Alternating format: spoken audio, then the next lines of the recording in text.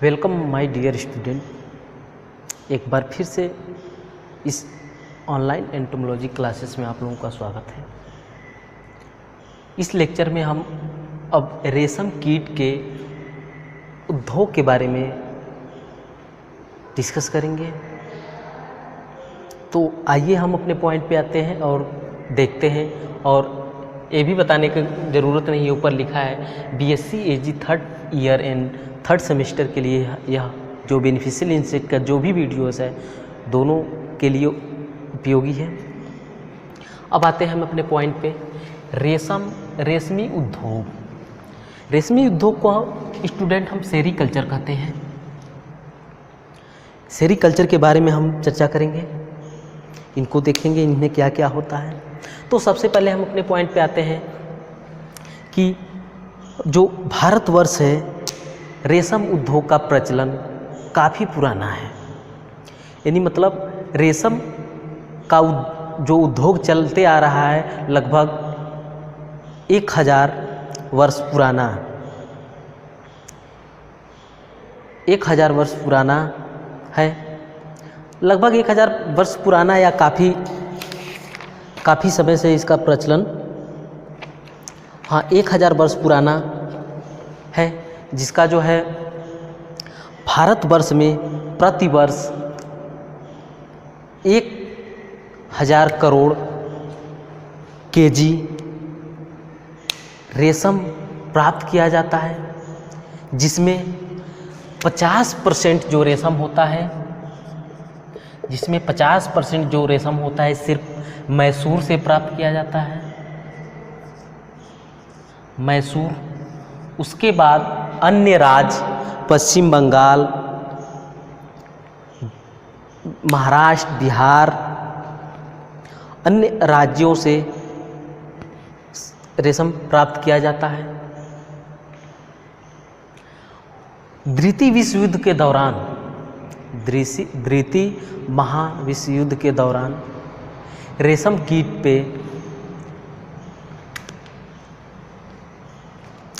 कीट पर कई स्कीमें प्रारंभ की गई द्वितीय विश्व युद्ध के दौरान।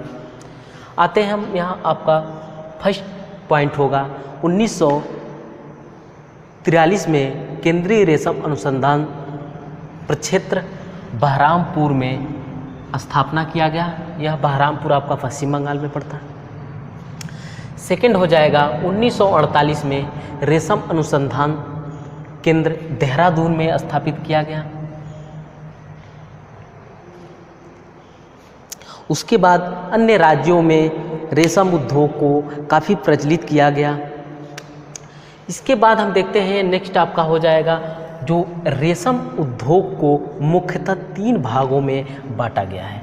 जो हमारा रेशम उद्योग होता है मुख्यतः उसको 3 भागों में बांटा गया है। अब हम देखते हैं वो कौन कौन से होते हैं। सबसे पहला आपका हो जाएगा शहतूत की खेती, जिसको हम मोरीकल्चर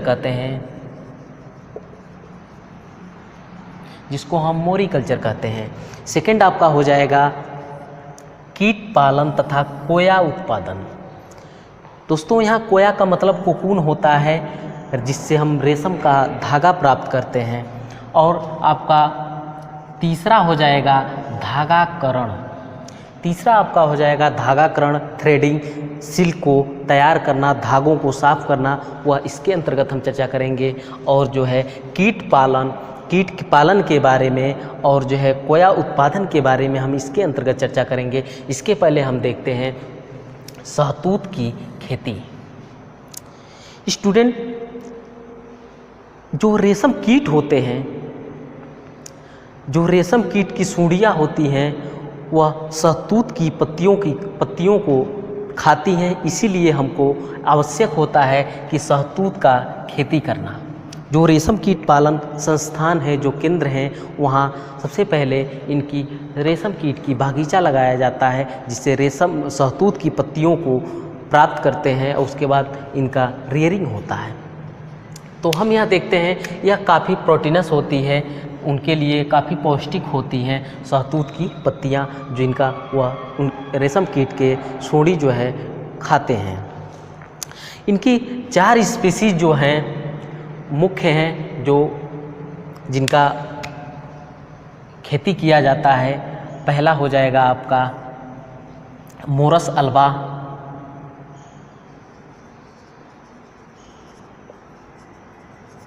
मोरस अल्बा। दूसरा आपका हो जाएगा मोरस इंडिका, इंडिका। तीसरा हो जाएगा मोरस सिरेटा। चौथा हो जाएगा मोरस लैटिफोलिया। यह 4 स्पीसीज हैं जिनका खेती किया जाता है, जिसमें मोरस इंडिका जो होता है काफ़ी उपयुक्त होता है। काफ़ी प्रचलन में मोरस इंडिका का ही खेती किया जाता है रेशम कीट पालन के लिए। अब हम बताना चाहते हैं, जैसे जो रेशम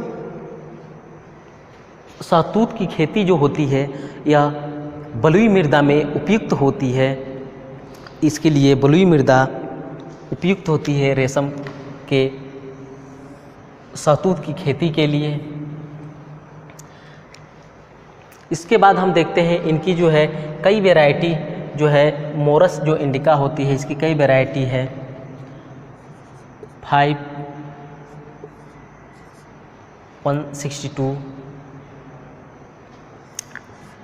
इत्यादि कई वैरायटियाँ जो हैं इनका जो है उत्पादन के लिए प्रयोग किया जाता है। और हम इसके बाद देखेंगे इसी में प्रोपगेशन ऑफ इस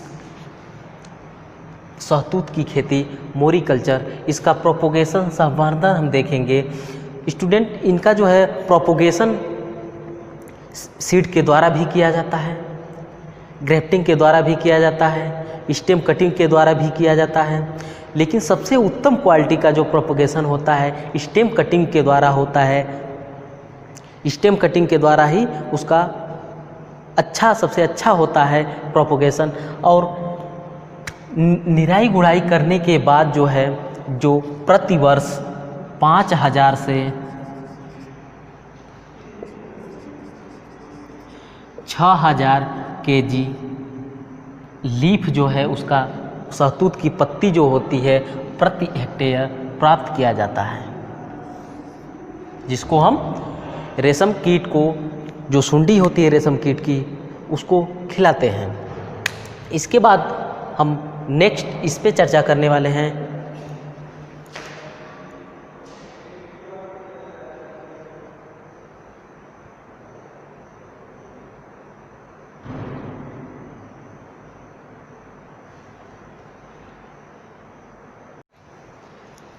हाँ, अब हम सेकंड देखेंगे कीट पालन तथा कोया उत्पादन। इसमें क्या होता है कि कीट पालन और कोया उत्पादन में रेशम कीट के अंडों को बीज तथा पीढ़ी को क्राप कहते हैं। इसमें क्या होता है, जो रेशम कीट के जो एग होते हैं उसको जो है विश्वसनीय संस्था या विश्वसनीय केंद्र से ही लेना चाहिए। रेशम कीट पालन के लिए जो उसके एग होते हैं, जो सीड होते हैं, जिसको बीज कहा जाता है, वह किसी प्रकार से ग्रसित न हो, विश्वसनीय संस्था से ही परचेज करना चाहिए, खरीदना चाहिए रेशम कीट पालन के लिए। इसमें क्या होता है, अंडों को जो है एक रियरिंग ट्रे होता है, एक रियरिंग ट्रे होता है जिसमें अंडों को हम रख देते हैं और एक टेम्परेचर पे रख देते हैं। उसके अनुकूल जो है एक टेम्परेचर पे अंडे सेने के लिए, एक हैचिंग के लिए रख देते हैं और उसके ऊपर जो है एक जालीदार कपड़ा डाल देते हैं, जालीदार कपड़ा डाल देते हैं। उसके बाद जब एग हैचिंग के बाद जब सूंडी निकलती है तो उनके ऊपर जो है कुछ बारीक जो शहतूत की पत्तियां होती हैं बारीक काट कर उसके ऊपर डाल देते हैं। और जब ये सूंडी जो है, जो जालीदार कपड़ा डाला गया होता है, उसके छिद्र से बाहर निकलने के बाद इन पत्तियों का फीडिंग करते हैं, खाते हैं। और इसमें क्या होता है कि 1 से 2 पीढ़ी तक उनको कटी हुई पत्तियों का ही भोजन दिया जाता है, कटी हुई पत्तियों को ही दिया जाता है। उसके बाद जब परिपक्व अवस्था में परिपक्व हो जाते हैं तो उनको जो है खड़ी पत्तियों को दिया जाता है। 4 दिन के बाद क्या होता है, 4 दिन में कोया बना लेते हैं। ये इसमें क्या होता है कि जैसे जो सूंडी परिपक्व जैसे हो जाती है उनको अलग एक को रियरिंग ट्रे में अलग कर लिया जाता है और 4 दिन में कोया बनकर तैयार हो जाते हैं। 4 दिन में कोया बनकर तैयार हो जाते हैं। कोए की टोकरी में अधिक कीट नहीं रखते हैं। इससे क्या होता है कि 2 कोकून आपस में उलझ जाते हैं। जब कोकून फार्मेशन करते हैं तो 2 कोकून क्या होते हैं, आपस में उलझ जाते हैं, जिसे हम डोपियंस कहते हैं। जो कोकून आपस में उलझ जाते हैं जिसे हम डोपियंस कहते हैं। इसके बाद हम देखेंगे नेक्स्ट पॉइंट, इसी में होगा आपका नेक्स्ट पॉइंट होगा कोए को चुनना और मारना। इसमें क्या होता है स्टूडेंट, जब कोए का फॉर्मेशन हो जाता है, जैसे कोकून जब बन के तैयार हो जाता है, कोकून बनने के 10 दिन पहले ही उसको हार्वेस्ट कर लिया जाता है या कलेक्ट कर लिया जाता है। कलेक्ट करने के बाद उनको गर्म पानी में डाल देते हैं या उससे गर्म पानी के भाप से सेक देते हैं, जिसमें उसमें जो जिंदा को सूंडी है मर जाए, उनका विकास न हो और वह मर जाए। उसके बाद क्या होता है, जब कोकून उसको जब गर्म पानी में उसको कोकून को डाल दिया जाता है, इस क्रिया को स्टिपलिंग कहते हैं। उसके सूंडी को मारना, उबलते हुए पानी में उसे स्टिपलिंग करते हैं। उसके बाद क्या करते हैं, कोए को छांटना। गर्म पानी में कृमिकोष को मारने के पश्चात कोए को उनके रंग एवं चमक के आधार पर अलग अलग छांट लिया जाता है। जैसे क्या होता है कि जब स्टिपलिंग की क्रिया कर लेते हैं तो उसमें कोकून क्या होता है, जैसे कुछ बहुत अच्छा होता है जिनको अलग अलग जैसे ग्रेडिंग भी कर सकते हैं, उनको अलग अलग कर लिया जाता है। इसके बाद हम नेक्स्ट देखेंगे आपका हो जाएगा थ्रेडिंग, धागाकरण। धागाकरण को हम क्या कहेंगे, रेशम के धागों को उधेड़ना तथा साफ करना ही थ्रेडिंग के अंतर्गत आता है। इसमें क्या होता है, जब हाँ तो स्टूडेंट आपका 3rd पॉइंट हो जाएगा धागाकरण।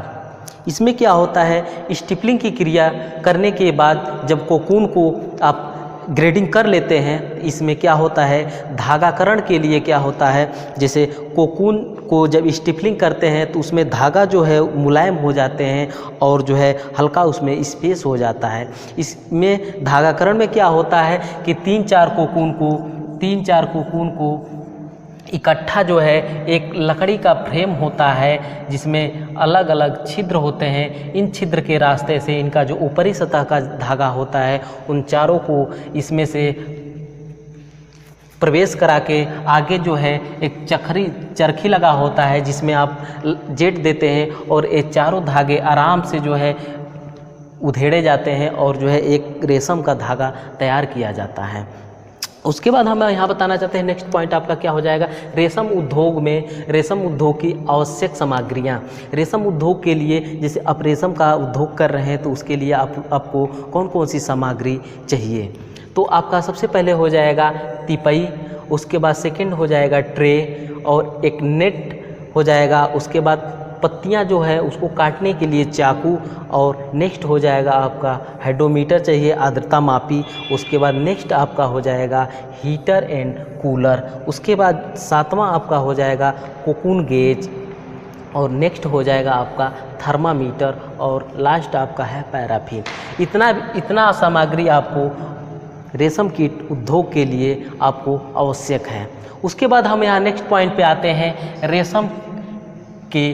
रेशम कीट के रोग। सर यहाँ गलत लिखा गया था, रेशम कीट के रोग। जो रेशम कीट होते हैं उनमें जो है रेशम कीट में विभिन्न रोग जो है, कुछ ऐसे जो मुख्य रोग हैं 4 उसमें देखे जाते हैं। जैसे आपका फर्स्ट हो जाएगा पेब्राइन। पेब्राइन रोग क्या होता है स्टूडेंट, यह प्रोटोजोआ जनित रोग है जो रेशम कीट में पाया जाता है। नेक्स्ट आपका हो जाएगा फ्लेचरी रोग जो है यह बैक्टीरियल डिजीज है जो सिल्कवर्म में पाया जाता है। और नेक्स्ट आपका हो जाएगा ग्रेसरी, यह वायरल डिजीज रोग है। और नेक्स्ट आपका हो जाएगा मस्काडीन, यह आपका फंगल डिजीज रोग है। इसके रोकथाम के लिए स्टूडेंट क्या होता है, जैसे आप जो है जहाँ रियरिंग कर रहे हैं वहाँ के जो आपका रियरिंग कमरा है, रियरिंग ट्रे है, गेज है, जो भी आवश्यक सामग्री है उनको जो है हमेशा उपचारित करते रहें। जैसे आप गर्म पानी में कर दिए और हमेशा जो है साफ़ सफाई क्लीन रखेंगे, तब इन रोगों से जो है आप बचा जा सकता है।